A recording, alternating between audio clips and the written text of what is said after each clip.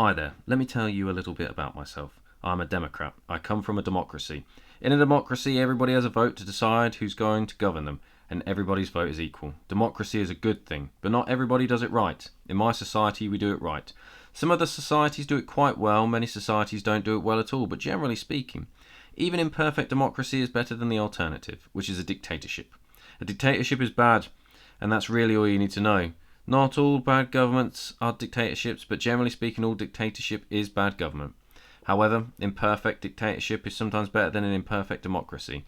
It depends on the imperfections, and in my society, the dictatorship would never be better than a democracy, because our democracy is the best you can get. In your society, this does not follow.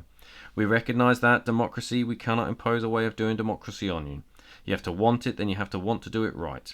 We are the best judges of whatever you're doing right. Suppose you live in a dictatorship and you want to try some democracy, where do you start? Well, first you have to overthrow your dictator. Sometimes we help to throw dictators and sometimes we don't, but we don't make it a big thing of this. However, once the dictator has been overthrown, we welcome it because, being Democrats, we always applaud the democratic will of the people.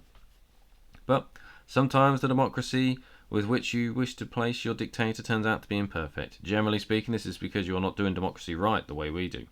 When this happens, rather than continue to do democracy wrong, it is often better to restore a dictator. Not the same dictator, obviously, because he usually is dead, and even if he is still alive, was overthrown by the democratic will of the people, but another dictator. What may surprise you is that sometimes this new dictator is imposed the democratic will of the people. We recognise that democratically, and we cannot impose dictatorships on you, but we are always ready to assist.